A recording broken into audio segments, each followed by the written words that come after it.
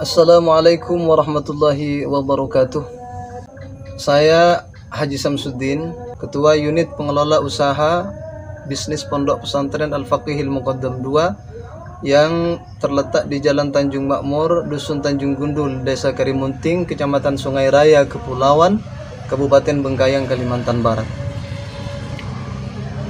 Gambaran umum budidaya lele bioflok.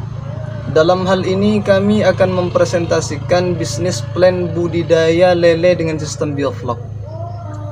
Sebagai bahan pertimbangan, sebagai penerima manfaat program inkubasi bisnis pesantren tahun 2022. Budidaya dengan sistem bioflok. Bioflok adalah salah satu teknologi budidaya ikan dengan menerapkan teknik budidaya melalui rekayasa lingkungan dengan memanfaatkan mikroorganisme probiotik untuk membentuk vlog atau gumpalan-gumpalan kecil dalam kolam buatan. Vlog-vlog ini nanti akan menjadi pakan alami bagi ikan. Dengan kata lain, dapat meningkatkan nilai dan kualitas pakan yang dapat dicerna oleh ikan. Maka budidaya sistem bioflok ini dapat mengangkat kelangsungan hidup ikan itu sendiri. Di samping memang mengurangi jumlah pemberian pakan apabila dibandingkan dengan keperluan pakan pada budidaya sistem lain seperti sistem konvensional atau sistem filterisasi. Selanjutnya, kami memilih usaha bisnis pesantren ini dalam bentuk budidaya ikan sistem bioflok dengan dasar pertimbangan sebagai berikut. Pertama, sesuai dengan kondisi alam lingkungan pesantren yang agak sulit di bidang air, maka ketika kami memilih sistem lain, satu contoh memilih sistem filterisasi misalnya, maka dalam 14 hari tentu harus mengganti airnya untuk menjaga kualitas air tersebut tetap baik. Kalau tidak demikian maka akan sangat berpengaruh pada kesehatan ikannya. Maka dalam sistem bioflok itu tidak dilakukan karena pakan alami yang diberikan itu tidak banyak, karena sudah ada vlog atau gumpalan-gumpalan kecil yang dimakan oleh ikan.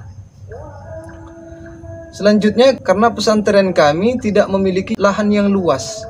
Yang terpenting dari pertimbangan tadi, pesantren ini berada di tengah-tengah masyarakat. Tentu kalau memilih sistem lain itu akan berdampak tidak baik terhadap penilaian masyarakat. Dari menimbulkan bau amis, mencemari lingkungan misalnya. Sedangkan di sistem bioflok itu tidak terjadi. Selanjutnya, sistem bioflok itu berpotensi untuk jangka panjang karena kolam bioflok itu menjadi investasi jangka panjang dan hanya menelan biaya yang besar itu di tahap awal. Walaupun memang tidak bisa dipungkiri semua sistem, baik itu sistem konvensional atau sistem filterisasi, sama-sama di awal membutuhkan dana besar untuk pembuatannya. Namun karena sistem bioflok itu lain dengan sistem lain, ketika sudah berjalan itu kita hanya tinggal merawat dan mengelolanya, tidak membutuhkan dana lagi begitu. Yang keempat, itu meningkatkan produktivitas dibandingkan dengan sistem konvensional.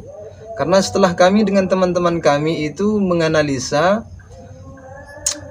dengan asumsi pendanaan sekaligus dengan penjualan dan umur daripada lelenya sendiri, itu memang sistem bioflok itu jauh lebih produktif dibanding pada sistem lain. Selanjutnya, rencana strategis pembangunan bisnis budidaya lele dengan sistem biofloknya. Pertama, untuk memastikan pengelolaan bisnis secara profesional, maka pihak pesantren membentuk unit pengelola yang mandiri dan betul-betul profesional.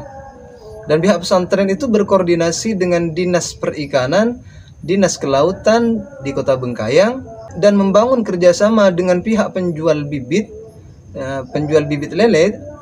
Selain untuk mendapatkan bibit lele yang berkualitas, tentu sebagai mitra untuk memasarkan dari hasil panen dari budidaya lele kami. Yang terakhir sebagai penutup, dari presentasi ini kami menarik kesimpulan bahwa budidaya lele dengan sistem biofloknya adalah usaha yang sangat potensial dan menjadi langkah awal untuk mendorong kemandirian ekonomi pesantren kami. Demikian presentasi ini, besar harapan pesantren kami dapat menerima manfaat program inkubasi bisnis pesantren dari pemerintah. Dan akhirnya kami mengucapkan terima kasih sebesar-besarnya. Wassalamualaikum warahmatullahi wabarakatuh.